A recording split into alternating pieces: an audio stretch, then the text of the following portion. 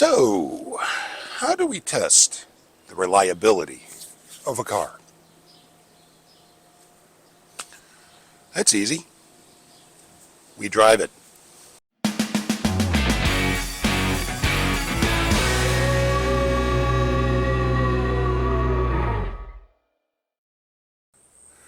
And when it comes to being economical, well, that's really just getting the most bang for your buck, isn't it? But that's going to be a very subjective term because some people can afford to drop $60,000 on a daily driver.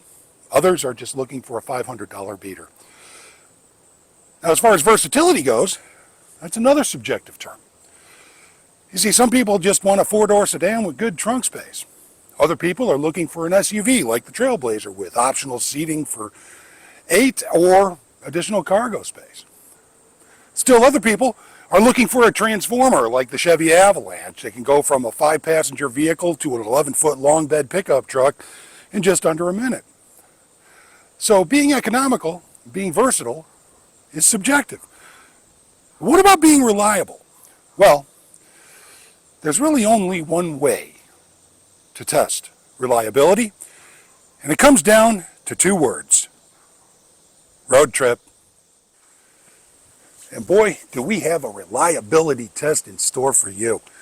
We're not just taking a short road trip. We are going to cover 2,200 miles in 4 days, driving this vehicle from north of Chicago all the way to 90 miles west of Denver, Colorado, to visit the original owner.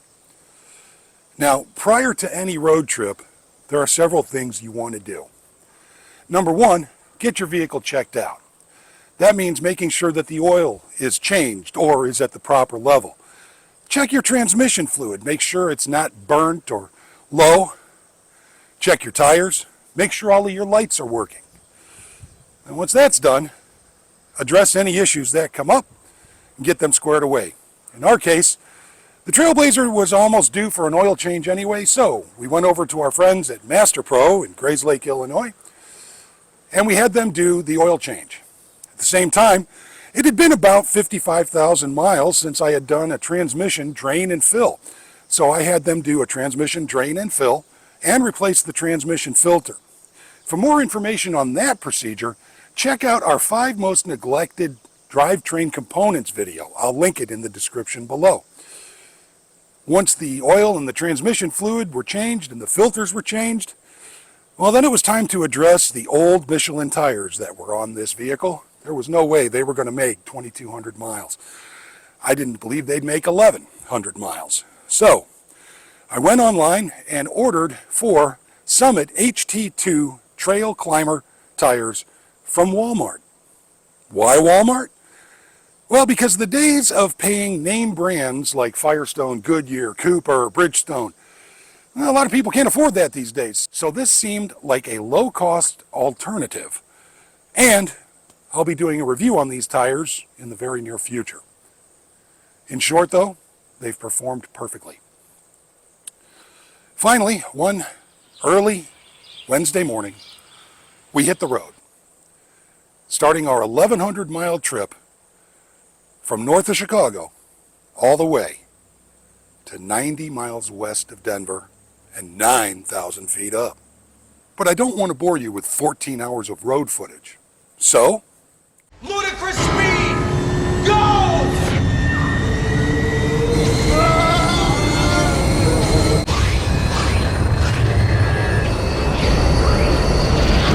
What the hell was that? Once we reached 90 miles west of Denver, it was time to climb. And climb. And climb. And climb. 5,000 feet up. Until we pulled into a driveway and saw a familiar face.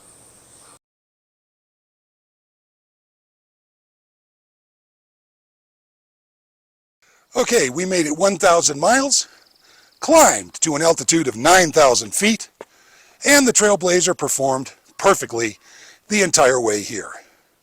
Now, we did average a speed of 80 miles an hour the entire way, and our fuel economy was right around 16 miles to the gallon. But considering the original MPG for this truck was 14 in the city and 18 in the highway, and it's got now 196,000 original miles on it, 16 miles to the gallon, idling at 2,500 RPM for roughly 15 hours, that's not bad. We spent 2 days up in the mountains, visiting with friends and family, hitting some of our favorite restaurants and driving around through the mountains and enjoying the scenery. But then, bright and early one Sunday morning, it was time to head down the mountain, hit the interstate, and then make that 15-hour drive, 1,100 miles, all the way back to Chicago.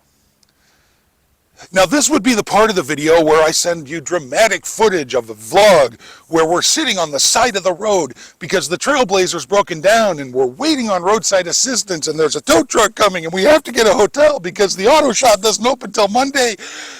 Yeah, none of that happened. As a matter of fact, this thing performed just as well as it did on the way out there. So instead of boring you with 15 hours of road footage again, Scotty, go through. all right, so what have we learned? Well, let's recap a little, shall we? In the very first video on this channel, I talked about 3 main criteria that your daily driver had to meet. Had to be economical, had to be able to afford it. It had to be versatile. It needed to be able to do the variety of jobs you need your vehicle to do, and it had to be able to do it consistently. And then, of course, with consistency comes reliability. You had to be able to count on that vehicle to do the job you needed it to do every single day. And then I talked about that 4th very special category of daily driver, and we'll get into that in just a moment. But as far as the first 3 goes, as far as economical, well, we won't talk about what I paid for this Trailblazer because I was really, really fortunate and not the normal circumstances when you're buying your daily driver. So we'll save that for the end. But with 1.6 million units manufactured over an 11-year period, these Trailblazers are all over the place and you can find them everywhere. And you can usually find a good, clean, low mileage one. And by low mileage, I mean under 100,000 miles, for anywhere between $2,000 and $5,000. If you go to a used car lot or a second-hand lot, you'll probably pay somewhere in the area of $4,000 to $7,000. But in the era of $100,000 SUVs that we live in today, boy, that's a steal. Versatility definitely checks that box as well, because whether you have the 8-passenger extended cab variant or the regular 5-passenger version, the variable seating allows for different configurations of cargo space and passengers. The interior is comfortable. The amenities make a long trip comfortable. Mechanically, you've got 4-wheel drive, you've got 2-wheel drive, and you can purchase a Trailblazer with a variety of different packages. You've got the standard LL8 inline 6, which was the baseline motor for this vehicle, and in my opinion, the best. You can also get the 5.3 liter V8, but as much as I love my 5.3, in this vehicle, it's a bit overkill. But again, another reliable engine. Or you can go completely crazy and get the Trailblazer SS with the 6.0 liter V8 crammed under the hood. But I don't recommend it. It's only 2-wheel drive, and because that motor is so big and that engine compartment is so small, doing your own work on it, it's just a nightmare. But still, you've got versatility in packages, you've got versatility in design, and you've got versatility of use with variable seating, configuration, and interior choices. So, check mark on versatility. Definitely passes that category.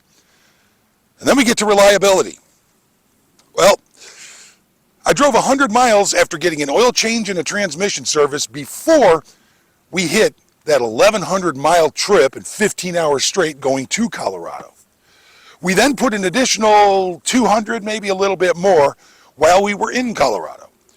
And then we did the 1,100-mile trip back from Colorado. All told, the engine ran for 36 hours, 30 of which were spent at around 2,500 RPM, with an average gas mileage rating of 16 miles to the gallon, averaging 75 miles an hour. The only thing we had to stop for was gas and fast food. So reliability, definitely aced that one. But then we get to that fourth very special category of daily driver. Now, how do we get that fourth category? Well, first things first. In order to become one of those special daily drivers, you have to beat all three criteria. And the Trailblazer does it in spades. I don't think anybody can argue the fact that this is probably now one of the most economical, versatile, and reliable vehicles out there on the road today. In fact, I think Chevy came to the conclusion they made this vehicle too good, which is why it sold so well. But that's only the first part of it. Once you've gotten all three of the primary criteria met, then it comes down to something a little less tangible. And in order to understand it with regards to this particular Trailblazer, you have to go back to the early 2000s, to a little dealership called Luby Chevrolet, Denver, Colorado, in 2004, when a retired school teacher and his wife purchased this vehicle brand new off the lot. Now, this man purchasing vehicles from dealerships is nothing new. In fact, he tended to do this every few years or so.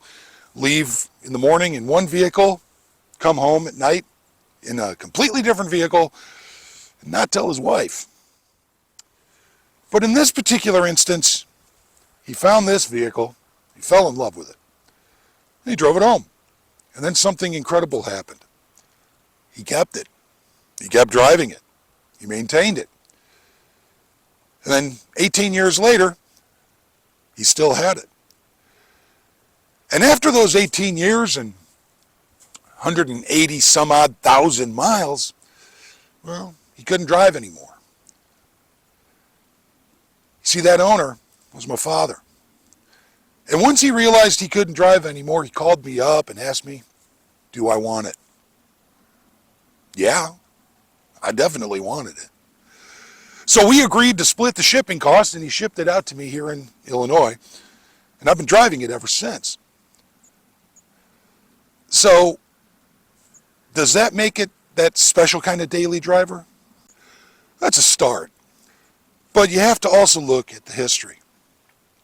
He bought this vehicle for him and his wife, retired in their dream home up in the mountains. His children came and visited. And then they eventually got married and they had children. And now, even one of their grandchildren has a baby. See, and that just adds to it. It's not that it's special because it's 20 years old and the person who bought it went against character and kept it instead of trading it in after a few years. It's because it's become a part of the family. And when a vehicle becomes a part of the family, it starts to, you develop a shorthand with it where every sound, every creak, every clunk, every whistle, every bell, every chime becomes a language and you understand it. It develops, I don't know, call it what you will, a personality. And at that point, that's when it becomes one of those very special daily drivers.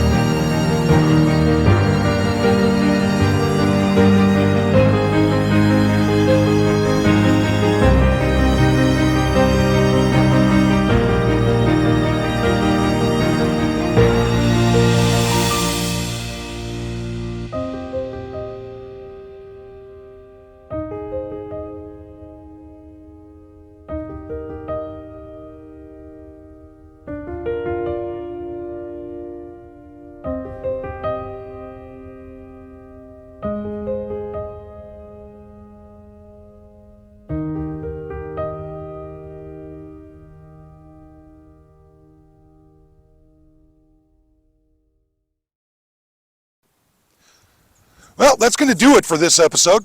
If you're enjoying the content we're creating, please be sure to like, share, and subscribe. And leave us a comment down in the comments section. Tell us about your special daily driver, how it got there, what it means to you. In the meantime, my name is Big Mike. Thank you so much for joining us, and we'll see you in the next episode. Bye-bye.